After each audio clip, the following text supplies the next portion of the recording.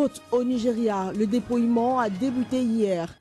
Les premiers résultats des élections des gouverneurs et représentants d'assemblées locales et des États sont attendus ce dimanche. Annulation de 43 milliards de francs CFA de dette pour le Mali. L'annonce a été faite vendredi par la France et le Mali.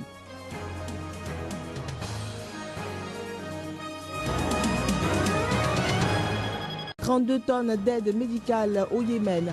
L'ONU réclame une pause humanitaire dans les combats en vue de secourir les civils affectés par la guerre.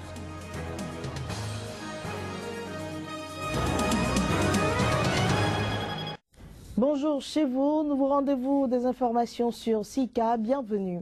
À quelques heures de route de Conakry, une société chinoise construit le plus grand barrage de Guinée. Si l'ouvrage constitue un sujet à controverse, il participe également au développement à travers la fourniture de l'énergie électrique à la capitale. Reportage. À quelques heures de Conakry, le cours tranquille du fleuve Concouré connaît un grand bouleversement. Une société chinoise construit sur le site de Caleta, le plus grand barrage du pays, pensé depuis la présence française, mais jamais concrétisé jusqu'à présent.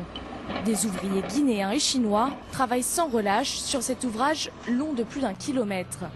Depuis une colline, Aboulaye Bangora observe les engins remuer la terre où il cultivait auparavant.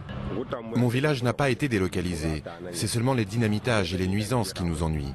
Certaines de nos maisons ont été fissurées, sinon il n'y a pas de problème. Je n'étais pas encore né qu'on parlait déjà de ce barrage. Je ne pensais pas le voir un jour se réaliser de mon vivant. C'est une grande chose. Après des études en Chine et au Canada, Moustapha Kallo est retourné en Guinée pour participer au développement de son pays. Aussi historique soit-il, Caleta n'est qu'un début dans la course à l'indépendance énergétique de la Guinée. Pour le moment, 240 MW est peu dans le besoin en électricité de la Guinée. C'est prévu pour la capitale Conakry, l'usine de Fria et quelques villes à l'intérieur de la Basse-Guinée. 3 villages en zone inondable vont être déplacés sur les collines environnantes. Les habitants de Kassia vont être relogés sur ce nouveau site. Les maisons sont neuves et en dur, mais les villageois s'inquiètent. Nous sommes contents de pouvoir déménager dans des maisons neuves, en dur, assez spacieuses, mais nous sommes inquiets car nous ne savons pas comment nous allons vivre là-bas. Le barrage va inonder nos cultures, nous n'avons pas accès au fleuve dans le nouveau village et les arbres promis par le gouvernement n'ont pas été plantés. Selon les villageois, aucune autorité n'est encore venue apporter des réponses à leurs inquiétudes. Du côté des responsables du projet, on annonce que l'économie locale sera soutenue. Les habitants dont le déplacement va débuter seront également reliés à l'eau et à l'électricité. Mais avant d'être un enjeu environnemental et social, Caleta est surtout un enjeu politique. Pour le président Alpha Condé, apporter l'électricité à la capitale 57 ans après l'indépendance représenterait un atout certain en vue de la présidentielle cette année. Journée de vote hier samedi au Nigeria où quelques 68 800 000 d'électeurs étaient appelés aux urnes pour les élections régionales. Dans l'état de Rivers, au sud du pays, quelques manifestations ont été notées à l'ouverture des bureaux de vote. Les rues du hub pétrolier de Port Harcourt, capitale de l'état de Rivers, étaient entièrement quadrillées ce samedi à l'occasion des élections régionales. Aucun affrontement majeur n'a été signalé en début de matinée. Les forces de l'ordre déployées en grand nombre restaient cependant en état d'alerte. Dans le quartier de Rumola, quelques 50 militants du Congrès progressiste APC ont manifesté, accusant leurs rivaux du PDP d'avoir remplacé les bulletins et fiches annonçant les résultats par défaut. Il s'agit selon eux d'un plan élaboré par le PDP pour bourrer les urnes. Aussi demandent-ils l'annulation des élections dans ce quartier de l'État de Rivers, un État qui représente un enjeu de taille car concentrant une grande partie des revenus pétroliers et gaziers du Nigeria, premier producteur d'or noir d'Afrique. Le Nigeria attend ce dimanche les premiers résultats des élections des gouverneurs et des représentants des assemblées locales des États. Un scrutin que l'opposition espère remporter dans la foulée de sa victoire historique à la présidentielle. Les élections des gouverneurs n'avaient lieu que dans 29 États samedi, les autres ayant déjà fait l'objet d'élections partielles. Mais l'ensemble des 36 États se sont rendus aux urnes pour élire les représentants des assemblées locales. La commission électorale indépendante s'est dite satisfaite du déroulement du scrutin samedi, malgré de nombreuses plaintes concernant des irrégularités à plusieurs endroits, des cas d'intimidation des électeurs et des violences également.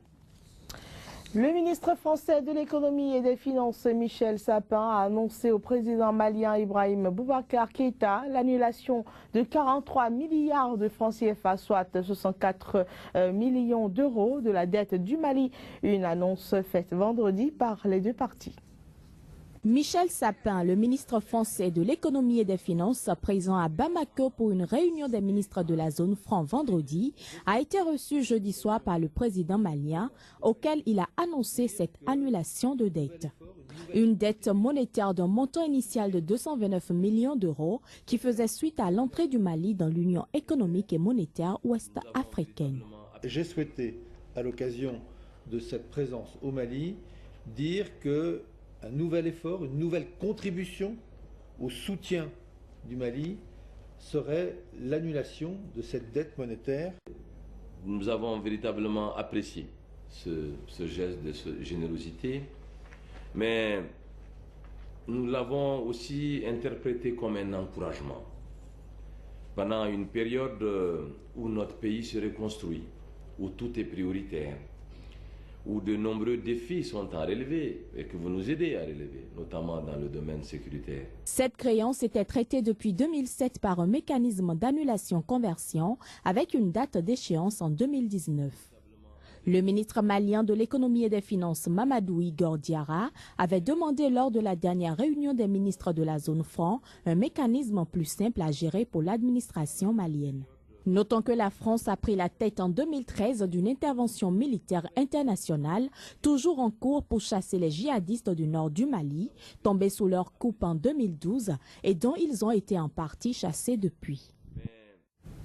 Plus de 349 millions de francs CFA en espèces, chèques et appuis en nature ont été réunis entre le 13 mars et le 8 avril 2015 dans la capitale de Douala par les opérateurs économiques.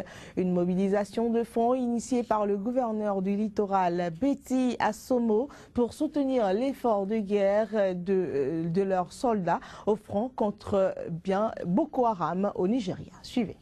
Joseph Betty Assomo, le gouverneur de la région du littoral, a relevé dans son discours que son appel du 13 mars dernier, lors du lancement officiel de l'opération soutien de la place des affaires de Douala aux forces de défense, a été entendu.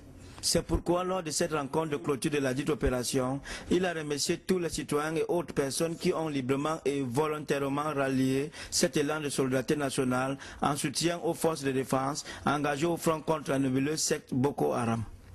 La capitale économique Douala a contribué à hauteur de 287 millions de francs CFA en espèces et chèques.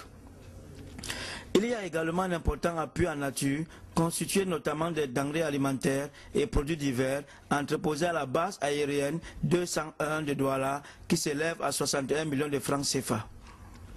Au total, toutes contributions confondues, Douala a mis la barre à 349 millions de francs CFA. Joseph Betty Assomo, le gouverneur de la région du littoral, qui a initié cette opération, a rassuré les populations et donateurs de la région du littoral sur le sérieux, la clarté, la transparence et la traçabilité qui vont s'opérer sur ces contributions.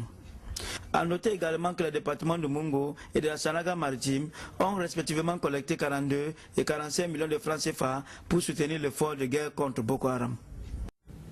La République centrafricaine commémore le 54e anniversaire des forces armées. Cette cérémonie a été placée lundi sous la présidence de Catherine Samba Panza, le chef de l'État de transition. Les détails à travers ce reportage de notre correspondant en Centrafrique, Hubert-Marie Djamani.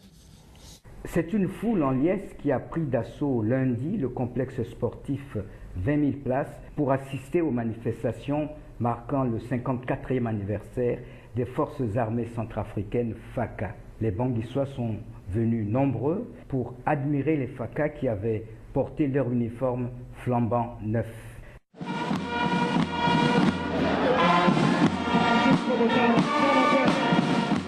La cérémonie commémorative du 54e anniversaire des FACA était placée sous la présidence de Catherine Samba-Panza, le chef de l'État de la transition.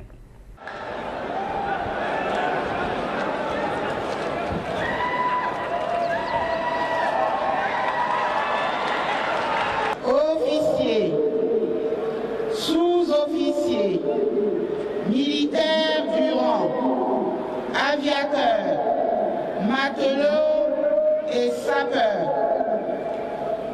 Vous reconnaîtrez désormais pour chef le général Mobébou François.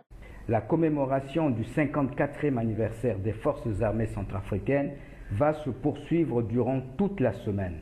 Dans le cadre de ces manifestations, plusieurs casernes militaires en cours de réhabilitation seront présentées au public.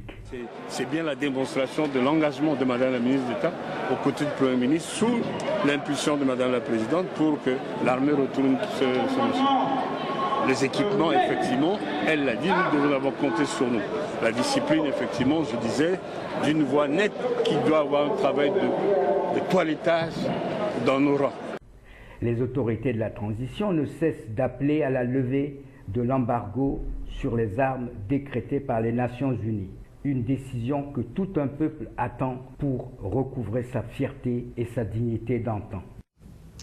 2 avions chargés de 32 tonnes d'aide médicale ont atterri vendredi au Yémen, un pays ravagé depuis quelques jours par une guerre civile. L'ONU réclame une pause humanitaire dans les combats pour venir au secours des civils affectés par le conflit. Les cargaisons de médicaments et de matériel médical sont les premières à être débarquées par voie aérienne à Sannar depuis le début, il y a 17 jours, des bombardements de la coalition de 9 pays conduite par l'Arabie Saoudite. Il s'agit d'une aide urgente car la situation se détériore d'heure en heure, a déclaré à Genève le coordinateur des affaires humanitaires de l'ONU au Yémen, Johannes van der Klaar.